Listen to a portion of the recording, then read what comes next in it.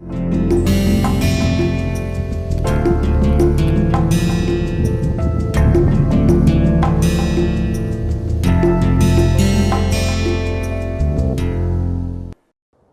are going to continue our discussion on decoding of convolutional codes.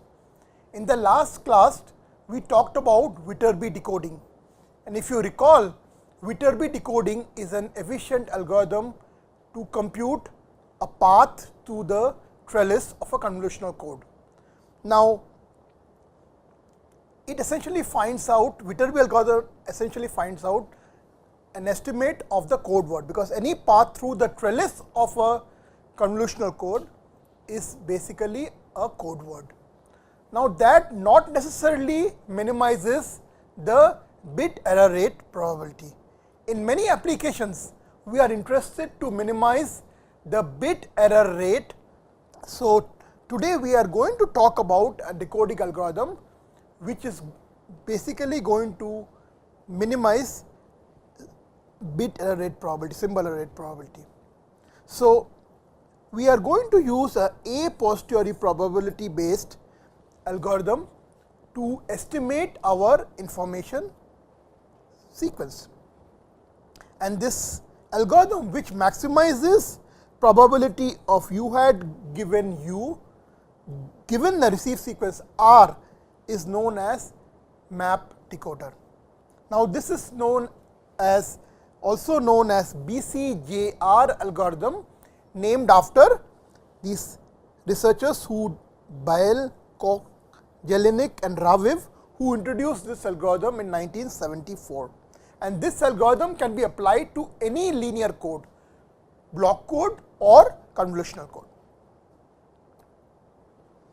Now, the complexity of this algorithm was much higher than Viterbi algorithm, and that is why it was not popular in 70s, but in late 90s when this concatenated codes, turbo codes came into picture and we required soft estimates, then these algorithms became very popular. So, what this algorithm does, it computes the a posteriori probability. So, I define a posteriori log likelihood value, I call it L value like this. So, it basically computes probability of UL being plus 1 given a received sequence R by probability of UL being minus 1 given received sequence R. Take a log of that. Now, if this L value is greater than 0, then you decide in favor of UL being plus 1, otherwise you decide in favor of UL being minus 1. So, your decoder output will be plus 1 if the L value is greater than 0, otherwise you decide in favor of minus 1. So, we are going to now talk about how to compute these terms. These terms you see in computation of APP value, how do we compute these terms and how we can exploit the structure of the trellis of the convolutional encoder to simplify this expression. So, let us look at this probability of UL being plus 1 given a received sequence R. This can be written as joint probability of UL being plus 1 and received sequence R divided by probability of receiving this R. Now, this probability of UL being plus 1 given a received sequence R can be written as probability of R given V multiplied probability of U sum over all input sequences that belongs to the set where UL is plus 1, and this can be written as probability of R given V multiplied by probability of U sum over all input sequences. So, as I said, since we are interested in joint probability of UL being plus 1 and R, we sum this probability over all those set of information sequences where the bit, the corresponding bit is plus 1. And our transmitted code word is V, our information sequence is U, and R is the receive sequence. So, probability of R given V can be computed from the channel, given channel. Similarly, we can also compute. Now, if you go back here, the denominator we need to compute probability of UL being minus 1 given R.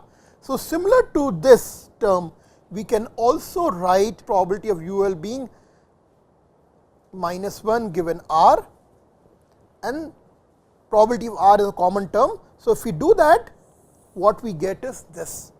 So, again this L value, the APP value of U of L is given by probability of R given V multiplied probability of U, where we are summing over all information sequences where the corresponding bit is plus 1. And similarly, for the denominator we are summing over all information sequences where information bit is minus 1. We will illustrate this with an help of example, and then things will be little more clear. Now, note here, if you have very large sequences, this is sum over all input sequences where UL is plus 1, and this sum over all input sequences where UL is minus 1. So, if your information sequence is large, this is sum over very large number of possibilities. So, this is quite complex. Now, can we use the structure of the convolutional code to simplify this expression? The answer to this is yes. So, we are going to basically simplify this equation 4 by using the trellis structure of the convolutional code. We know all possible transitions are not possible.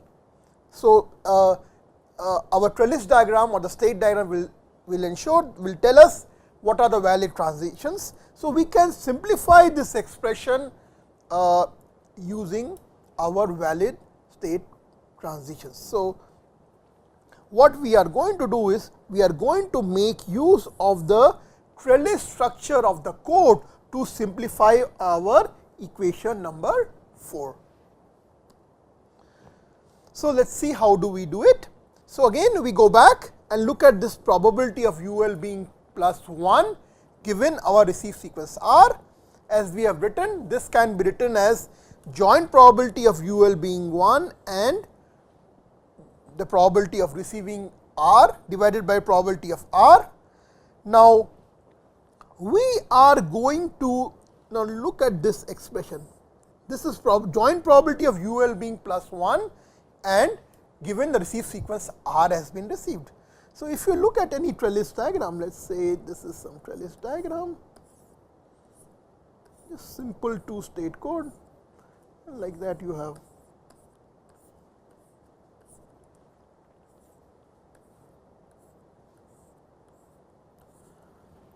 So, we are interested in where UL is plus 1 and where U is minus 1. Let us say this is 0 by 0 0, this is 1 by 1 1, this is let us say 1 by 1 0, this is 0 by 0 1. So, let us look at one trellis section. So, we are interested in all those transitions which belongs to UL plus 1. Now, what are those transitions? So, in this example, this is one such transition and the other is this transition. Okay. So, what I am writing here is then I am interested in what is the joint probability that the previous state is S prime, the next state is S and the receive sequence is R, and I am summing over all those state transitions that belong to the set pair where the input corresponds to this transition is plus 1. So, note what is my this sigma L plus, it is the set of all state pairs where the initial state is S prime, the next state is x. So, it is a pair of states where the transitions, the input bit corresponding to a valid transition is +1.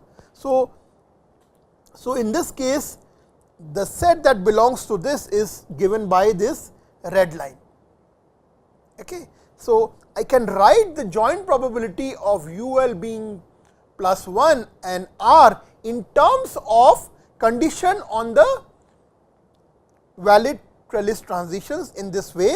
I can write it as what is the probability that the initial state is S prime, next state is S, given that I have received sequence R, and I sum over all those transitions which belong to input bit being +1.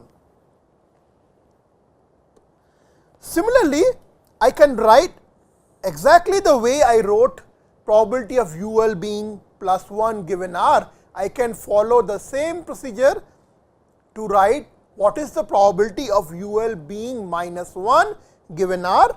So, what will be the change here? So, I will compute this probability and I will sum over all those state pairs which corresponds to input bit -1. So, if I plug these values of probabilities which are given by equation 5, and similarly I can calculate the probability of UL being -1 given R. So, instead of this thing here, I will have summation over S prime S, summation over all those pairs which corresponds to UL being -1, and I will get this same thing here. So, if I do that, what I will get is equation number 6. So, note that previously I had the same expression, equation number 4, in terms of this input sequence UL. Now, if our input sequence is very long, this is summation over a large number of terms, whereas I have now simplified my expression. So, this summation is now only over valid transitions corresponding to UL being +1, and this summation is over valid transitions corresponding to UL being -1. So, I have simplified my equation number 4 in equation number 6, and I have used the state diagram or the trellis diagram of the convolutional encoder to simplify my expression. So, this will be my a posteriori probability log like L value a posteriori probability. Now, how do I compute this term? This we will show that if we can write this term as product of 3 terms, and 2 of these terms can be computed recursively. That is what I am going to show in the subsequent slide. So, let us look at this expression. How do we compute the probability that in the current state it is in S prime, next state is S, given a received sequence R. So, as I said, we are interested in this. Now, this can be written as, so I have this received sequence R. So, let us say this is R at time t equal to 1, t equal to 2. So, this is my, let us say, time instances, and I get some bits. Let us say I get some R1 corresponds to what I receive at time t equal to 1, R2 corresponds to what I receive at time 2, RL corresponds to what I receive in time L, and like that. RL plus 1 is what I receive at time t equal to L plus 1, like that.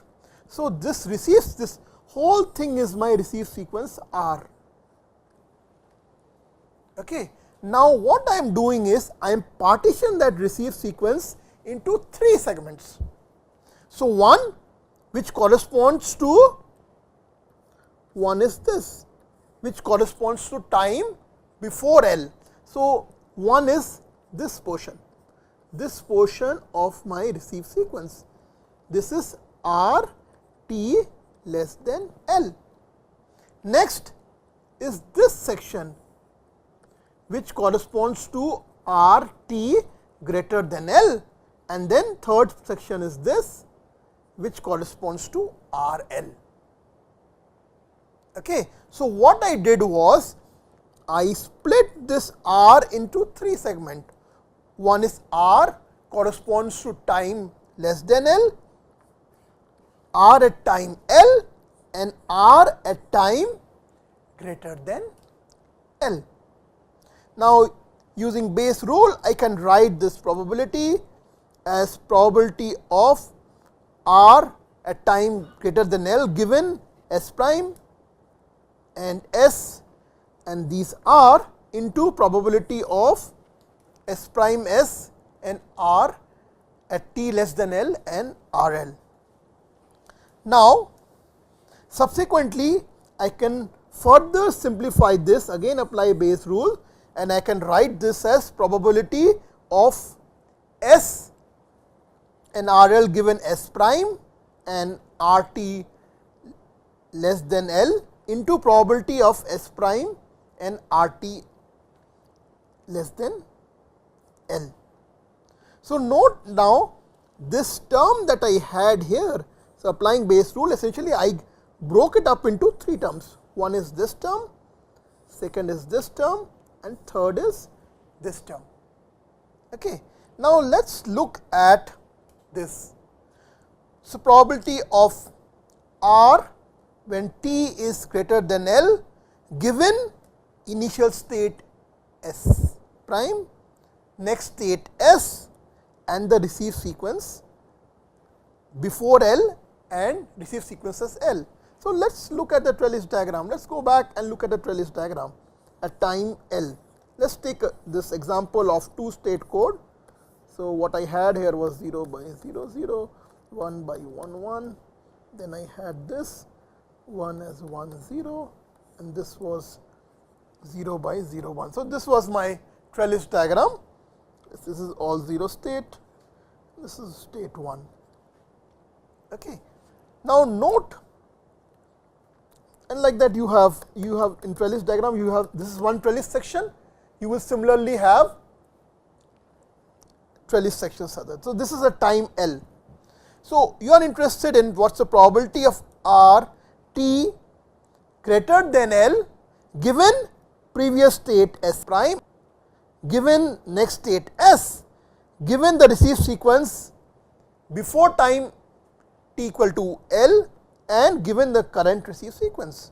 Now, note that if I specify this next state, so probability of R t greater than L given S, then I do not need information about the previous state, I do not need information about what is the current input, I do not need information about what was the received sequence before L, provided I know what is the next state S. So, this probability that you see here, probability of R t greater than L given S prime S and this received sequence R can be then written as probability of R t greater than L given only S, because knowing this final state S, I do not need information about what was my state here, I do not need information about what my received sequence was here, I do not need information about what my past received sequence was, provided I know what was my next state S. So, this given these quantity will only depend on S. So, I can simplify this expression like this. Now, same thing here, look at probability of being S R L given previous state and given the input before time t equal to L. Now, if I specify what the previous state is, then I do not need what was my input at time t less than L. So, this can be simplified into this expression, and then of course, we have this third expression, which is this.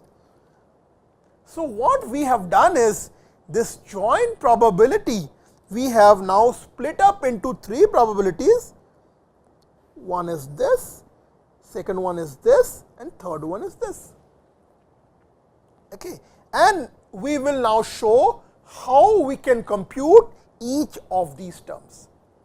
So, let us call this probability by alpha, this probability by gamma, and this probability by beta. And now we are going to show, then we can write then this joint probability in terms of alpha, beta and gamma. So, we can now write our equation in terms of alpha, beta and gamma. Okay. So, let us now talk about how we can compute alpha, beta and gamma. So, this alphas can be computed using forward recursion as follows. So, let us look at what is alpha plus 1 s. Now, go back to our definition. It is a probability, joint probability of being in state s prime and receive sequence at time t less than l. So, alpha l plus 1 from definition can be written like this.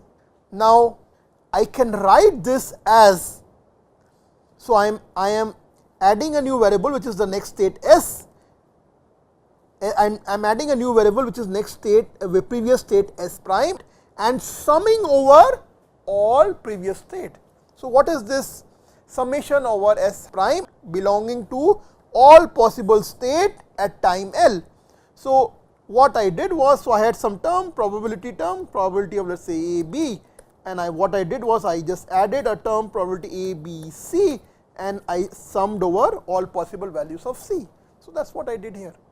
I introduced a new variable s prime and I summed over all these probabilities, all these possible values of s prime.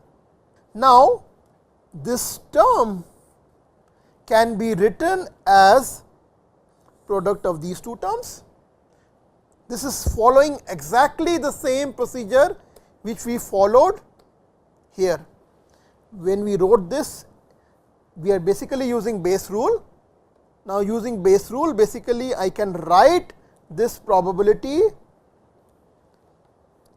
as product of these two probabilities. Now, again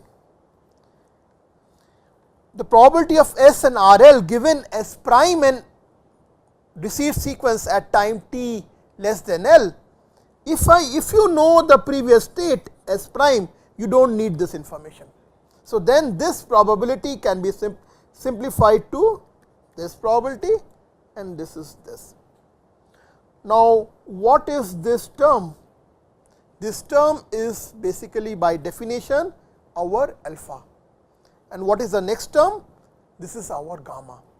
So, what I have shown you here then is alpha at next state S can be written as, can be computed recursively from alphas at previous state in this particular fashion. So, again let us illustrate this with an example. Let us go back to our 2-state code example. So, this is 2-state code, this is my all 0 state, this is state 1. So, there are 2 transitions, let us say this is 0, input, output 0 0, input 1, output 1 1, here input 1, output 1 0, and here input 0 and output 0 1. So, then what would be the value of alpha? So, let us say this is time t equal to some L and this is time t equal to L plus 1. So, how can we write let us say alpha at L plus 1 for the state 0? Now, note here this is given by product of this summation over all input state, right. Now, so alpha L 0 can be written as then gamma, this can be written as gamma at time L of 0 0. Gamma 0 0 is previous state 0, next state is 0. Gamma 0 0 into alpha L belonging to state 0. So, this is gamma L 0 0, alpha L 0. So, this is corresponding to this transition. Okay. This is corresponding to this transition, this term will come. Fine. Now, there is another transition here, which is basically this. So, we can write this will be plus gamma L 1 0. So, gamma L 1 0 is the gamma corresponding to this transition when the initial state is 1 and next state is 0, multiplied by alpha at time L belonging to state 1. Okay. So, alpha L plus 1 0 can be then written as this. Now, similarly, we can also compute what is the value of alpha L plus 1 at 1. So, we repeat the same procedure. So, let us write it here, alpha L plus 1 when the final state is 1 can be written as gamma L 0 1 times alpha L 0 plus. So, this is corresponding to this transition gamma L initial state 0, final state 1 and alpha at time L 0 plus this another transition which is this. So, this can be written as gamma L 1 1 times alpha L 1. So, these are for this particular convolutional encoder whose trellis section is given by this, these two are my alpha values, this one and this.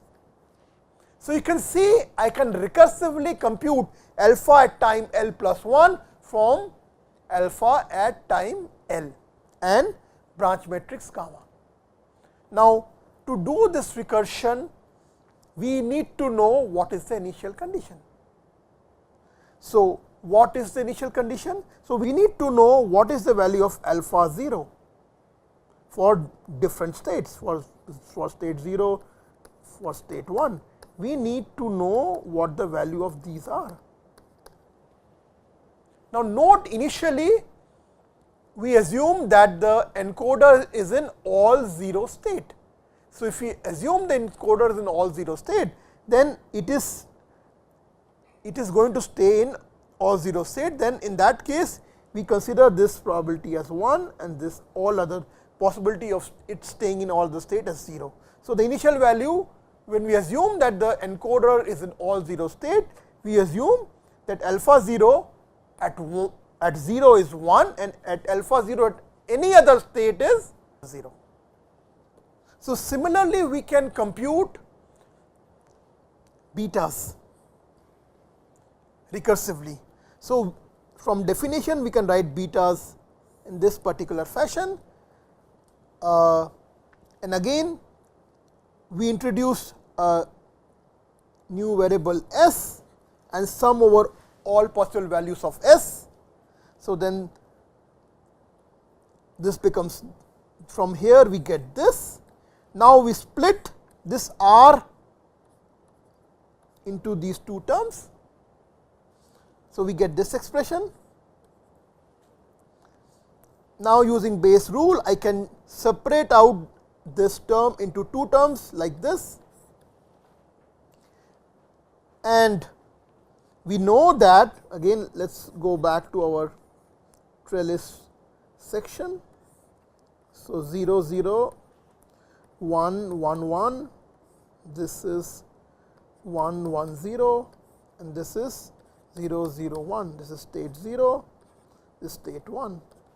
So, if you are interested in probability of R t greater than L, that is this is your time L. So, probability of R t greater than L given previous state S hat, next state S and R L, it only depends on. So, if you know the next state S, you do not need information about the previous state, you do not need information about the current bit. So, I can simplify this expression in this particular fashion, and if we go back, this is nothing but our betas and this is our gamma. So, let us compute beta for this particular code. So, we are interested in computing beta L for 0 and beta L at state 1. So, beta L at state 0 would be, so beta L at state 0. So, we are interested in computing beta at state 0. So, this is sum over all those transitions which are ending at this state.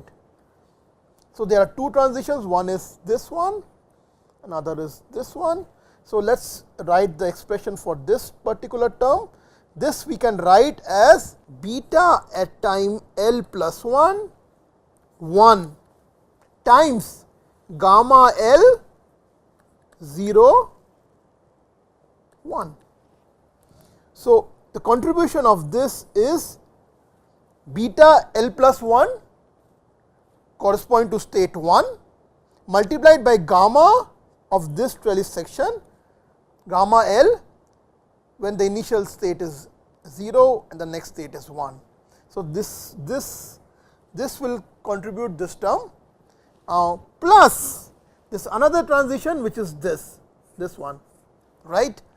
So, we can write contribution of this as beta L plus 1 0 times gamma L 0 0. So, this is our expression of beta L for state 0. Similarly, we can compute beta L for state 1. So, what are the two transitions which are ending at this state? One is this one, other one is this one. So, let us write down the expression for this one. So, this will be beta L plus 1 0 times gamma L 1 0, this is this term, and what about this particular term?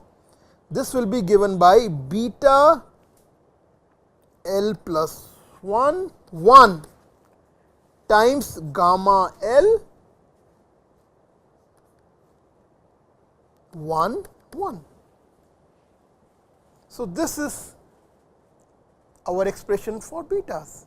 So, as you can see, similar to the expression for alphas, now these betas can be computed using, so alphas can be computed using forward recursion and similarly betas can be computed using backward recursion.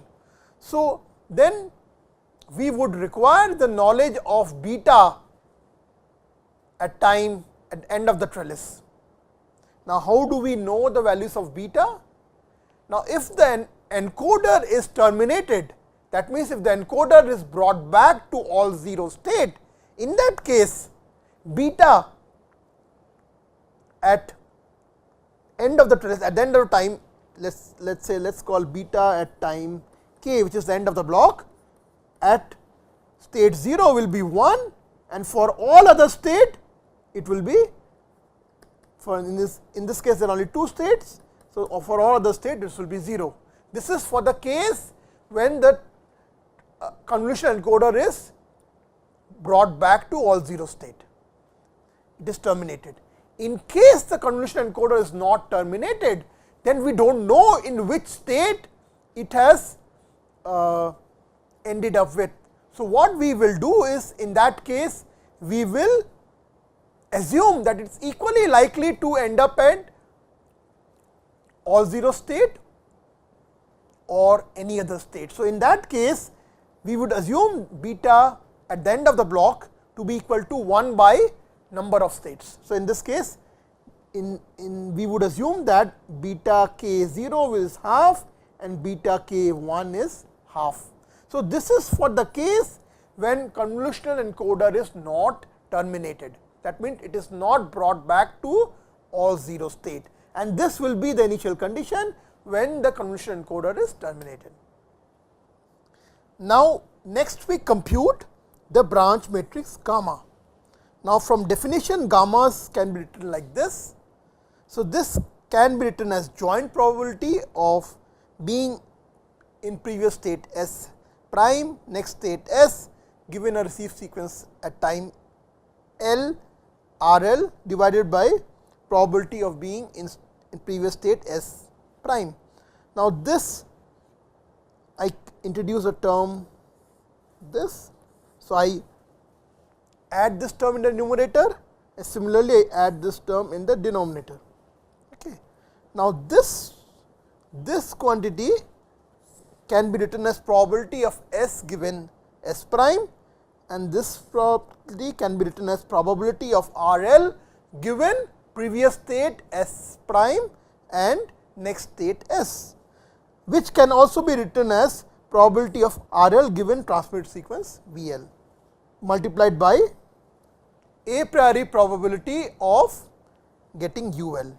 So, note that this probability will be 1 only when there is a valid transition from state S prime to S, otherwise this will be 0. Okay. So, what does gamma depends on? It depends on what is the a priori probability of U L, and it depends on this likelihood function probability of R L given V L. Now, if we consider an additive wide Gaussian noise channel, we can write this probability of R L given V in this particular fashion. So, gamma for an AWGN channel will then be given by this expression.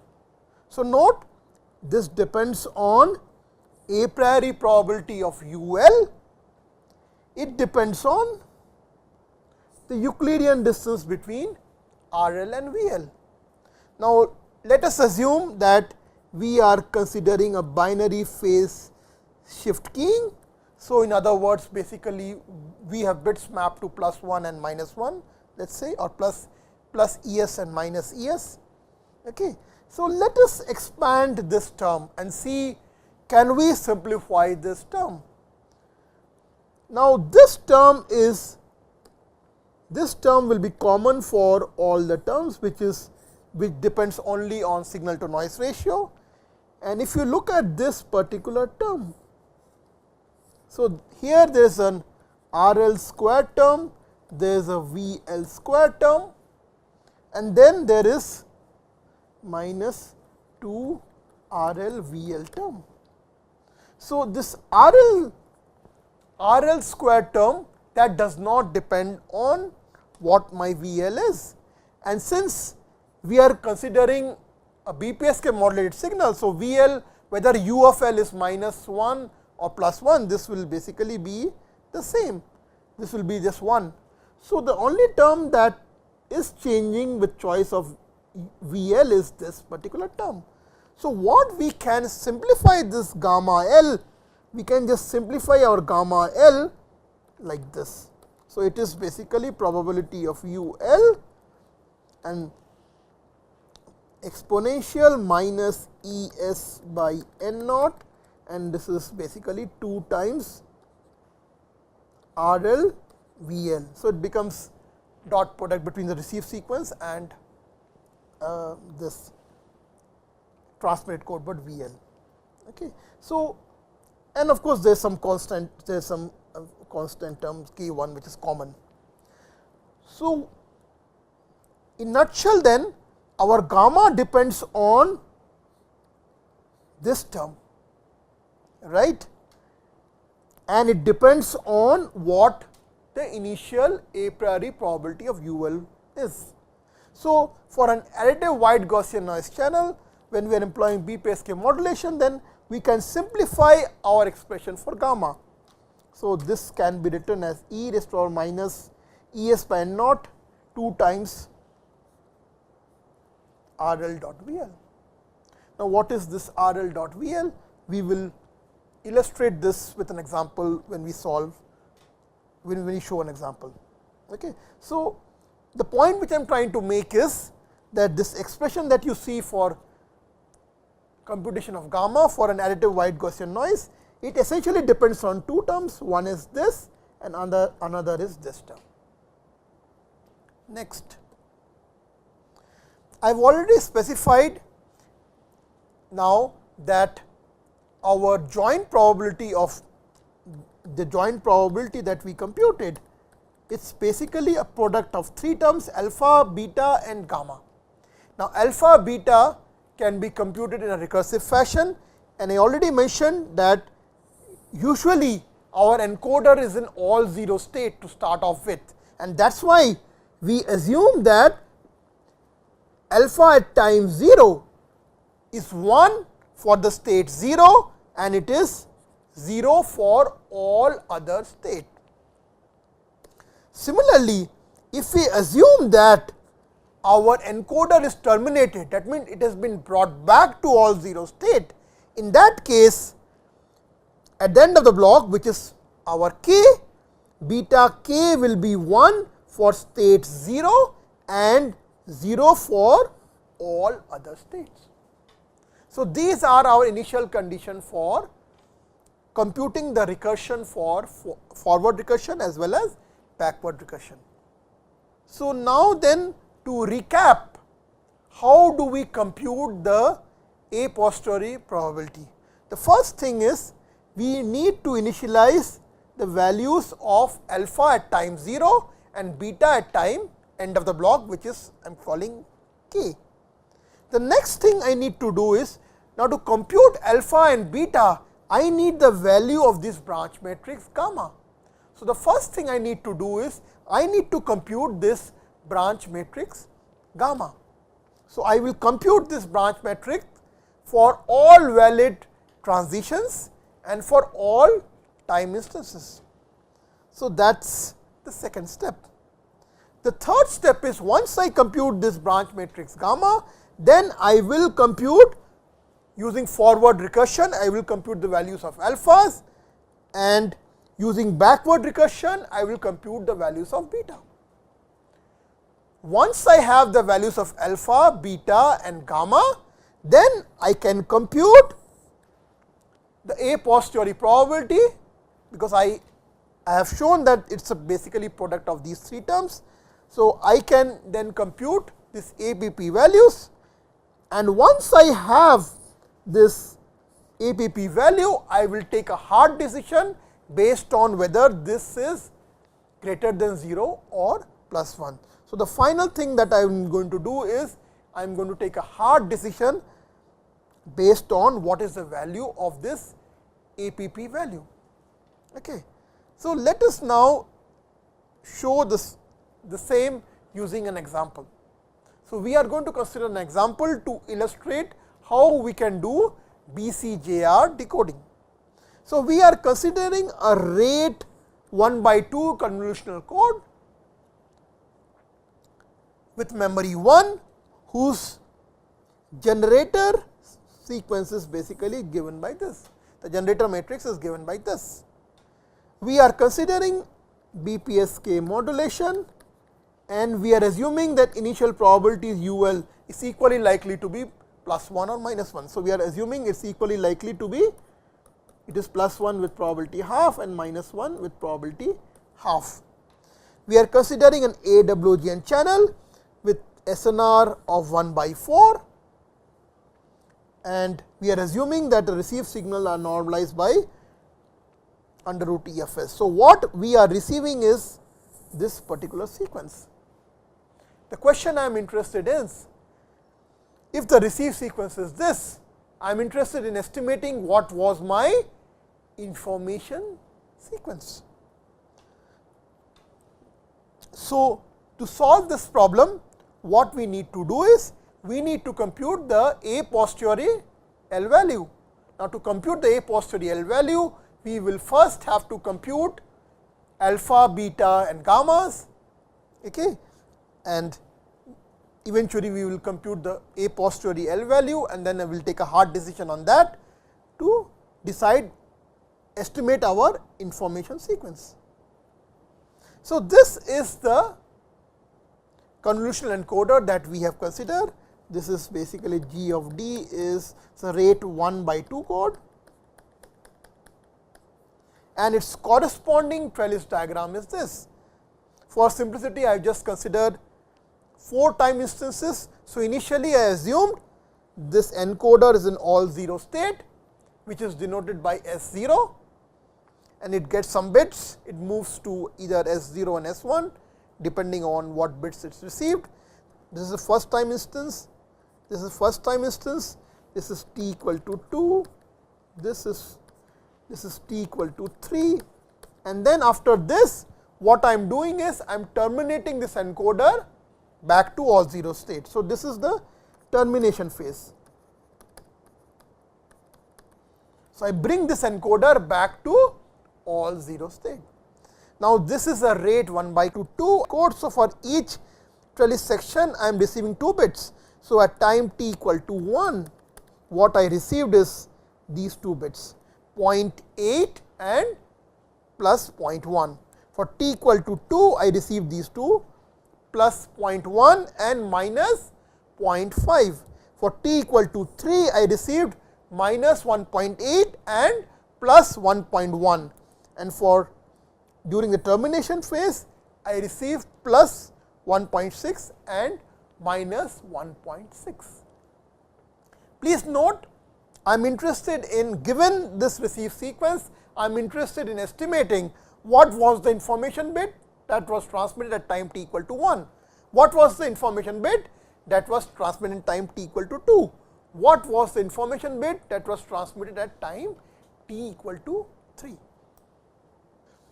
So, as we said, the first step is initializing alphas and betas for recursion. So, since we started with all 0 state, alpha at time 0 for state 0 is 1, and for other state which is state 1, it is 0. And since we are terminating this encoder, so beta k for time t equal to 4 is 1 for state 0, and it is 0 for other state which is state 1. So, that is the first step, initializing the forward and backward metric for time t equal to 0 and time t end of the block. In our example, t equal to 4. So, once we have initialized our alphas and betas, next we need to compute alphas and betas for other time instances, and for that we would need our branch metric. Now, how do we compute our branch metric?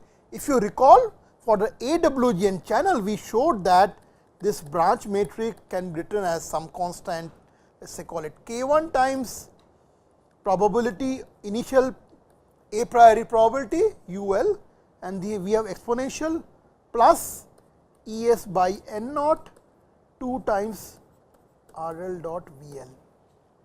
Now, in this particular example, we are assuming that a priori it is equally likely to be plus 1 or minus 1. So, this probability will be half whether UL is plus 1 or minus 1. So, we can just, so this will be a constant. So, we can just include this in a constant thing, and we can just ignore this term. So, what we need to compute the branch metric is basically some k 2 times exponential plus ES by N naught 2 times RL dot VL. Now, in our example, ES by N naught is 1 by 4. If you just go back, ES by N naught is 1 by 4. So, then we can write this as, let us ignore the constant term, I can write this as RL dot VL by 2. Now, how do we compute RL dot VL? Let us take an example.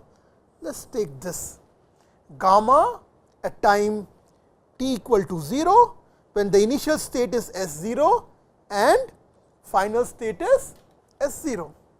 So, what is this? This corresponds to branch metric for this path. This is time t equal to 0, initial state is S0, final state is S0. Now, what is RL? What is the receive sequence corresponding to this trellis section? The receive sequence is given by this. This is plus 0.8 and plus 0.1. Now, what is the VL corresponding to this transition? This is minus 1 and minus 1. So, VL is minus 1 and minus 1. Then this dot product can be written as plus 0.8 into minus 1 plus 0.1 into minus 1. So, this will be minus 0.9. So, RL dot VL is minus 0.9. So, if we plug that in here, minus 0.9 by 2. So, this is minus 0.45, which is given by this. Now, you can take any other example. Let us just take this example. Gamma 1 S1 S0. Now, what is this? So, gamma 1 is time instance t equal to 1. So, this we are talking about this, and initial state is S1, final state is S0. So, we are talking about this transition. Now, what is RL corresponding to this transition? It is plus 1 and minus 0.5. So, this is plus 1 and minus 0.5. And what is VL corresponding to this transition? It is given by plus 1 and minus 1. So, VL is plus 1 and minus 1. So, then what would be RL dot VL in this example? It is 1 into 1 plus minus 0.5 into minus 1. So, this will be 1.5. So, you plug that in here, 1.5 by 2. So, this will be e raised to power 0.75, and that is what it is. Okay. So, I hope it is clear how we can compute the branch matrix. Please note, we have ignored the common term which is common for computation of all of them. We are just computing the term which will be different based on what state transition that we are considering. So, similarly, we can compute gammas for other time instance t equal to 1, t equal to 2, and for all other valid state transitions. Now, the next step is, once we know our gamma, we have already initialized our alphas and betas. So, the next step would be to compute alphas and betas, and this is shown here. Now, we have already illustrated how we can compute our alphas and betas when we explained how to compute this forward recursion and backward recursion. We can take another example. Let us just take this example. Alpha 2 at state S1. So, alpha 2 will correspond to, so this is alpha at 0, alpha at 1. So, this is alpha at 2. So, we are interested to calculate alpha 2 at state S1. So, we are interested to calculate alpha 2 at state S1. So, we are interested to calculate alpha value here. Now, what are the transitions that are ending at this state? One is this, another is this. So, there will be two terms in the alpha computation of this, one corresponding to this transition, which is given by alpha at time 1 S0 into gamma 1 S0 S1 plus there will be another term corresponding to this transition. This will be alpha 1 at state S1 times gamma 1 initial state S1 next state S1. So, this is the value of alpha 2 at state S1, and that is what we have got here. You can check alpha 1 S0 gamma S0 S1. gamma S0 S1, and the next term is alpha S1 gamma S1 S1, alpha S1 gamma S1 S1. So, like this we can compute the values of alphas, and these values that you see are basically the values of alpha computed this way. Now, we can also normalize the values of alphas, because alphas are sum of the alphas over all state should add up to 1. So, in the bracket that you see here, these are the normalized values of alpha. So, how do I get this? So, this is 0.6376 by 0.6376 plus 1.5683. So, this is this quantity. Similarly, this is 1.5683 divided by this one. So, these are the actual values of alpha, and these are a normalized value, because these are sum of probability should add up to 0. So, I can take this value. So, when I compute alphas, or I can just work with these values, or I can work with these values. It is just a scaled version. So, it does not make a difference, except for implementation purpose you may want to scale them, add them up to 1, so that the values do not blow up. So, once we have computed alphas, we can follow the same procedures to compute beta. So, beta computation is given here. Again, we can, as an example, we can take one particular case. Let us just consider this beta 1 at state S1. So, this is beta 0, beta 1 at state S1. So, we are interested in computing beta 1 at state S1. Now, what are the transitions that are ending in state S1? One of them is this, the another one is this. So, what is the contribution from this transition? This can be written as beta 2 S0 times gamma 1 S1 S0 plus, and the contribution from this will be beta 2 S1 times gamma of this. This is gamma 1, this is 1, gamma 1 of S1 S1. So, this, the one in green is corresponding to this transition, the one in red is due to this transition, okay, this transition. So, beta S1 can be written as beta 2 S0 gamma 1 S1 S0 plus beta 2 S1 gamma 1 S1 S1, and that is what we have, beta 2 S0 gamma 1 S1 S0 beta 2 S1 gamma 1 S1 S1. We already know the values of gammas that we have computed earlier, and we know the values of beta at the end of block. What is this value? This is 1, because the encoder is terminated, and for all other state basically beta 4 S1 is 0. So, this is 1, we know these values. So, we can compute what is beta 3. Once we know the value of beta 3, then we can compute values of beta 2, because beta 3's values we will require here.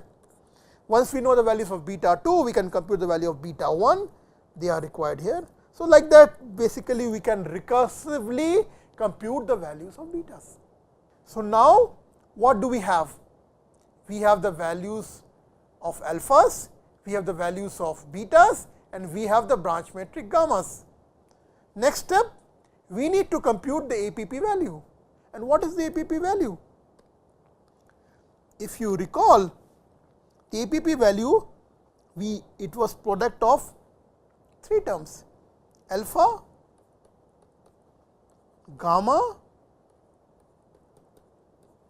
and betas. So, product of this term. And what was the term in the numerator?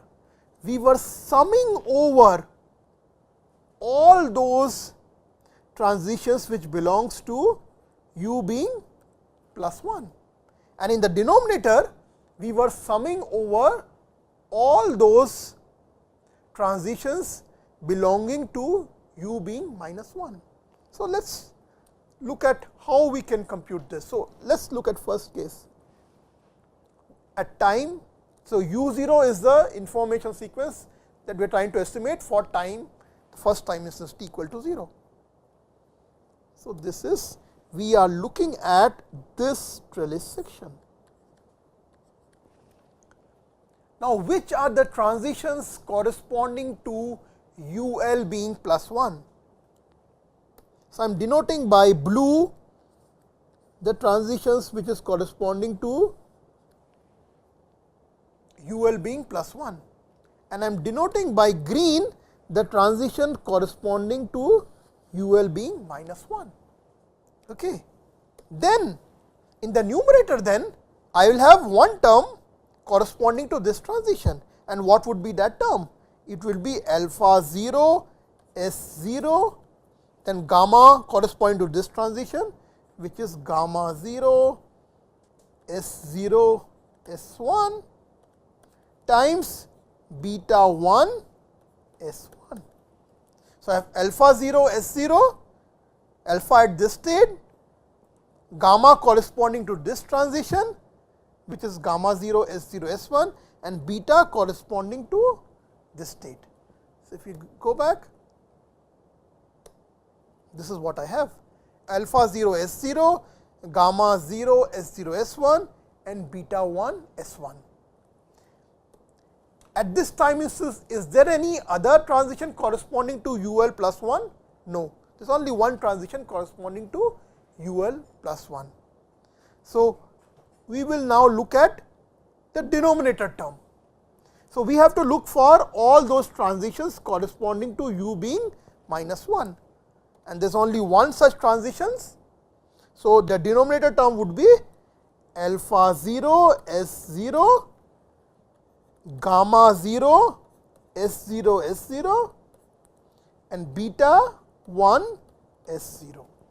So, this is what we have: alpha 0 S0, gamma 0 S0 S0, and beta 1 S0. So, we can then calculate the what is the a posteriori L value. Now, let us take another example. Let us take for the second time instance. So, the second time instance, we are interested in estimating what was our information sequence or information bit. So, we are now looking at this time instance, Okay. Now, what are the transitions corresponding to UL information sequence being +1? One of them is this. You can see the information sequence is +1, that is when you go from S0 to S1, and another transition is this one. So, these are the two transitions corresponding to UL being +1. So, in the numerator you will have two terms, one corresponding to alpha 1 S0, gamma 1 S0 S1 times beta 2 S1, and another term corresponding to this transition, which is alpha 1 S1 times gamma 1 S1 S0 multiplied by beta 2 S0, and that is what you see here. There are two terms, one is alpha 1 S0, gamma 1 S0 S1, beta 2 S1. This corresponds to this transition, and the next term that you see here, this one, corresponds to this transition. Okay. Now, similarly, in the denominator, you need to look at what are the valid transitions corresponding to UL -1, and what are those? One of them is this, and the second one is this. So, now in the denominator also you will have two terms, one corresponding to this transition, other corresponding to this transition. This transition will give you alpha 1 S0, gamma 1 S0 S0 times beta 2 S0 plus alpha 1 S1, gamma 1 S1 S1 times beta 2 S1, and that is what you have here. So, likewise we compute log likelihood ratios, APP values for all the 3 information bits. Now, what is the final step?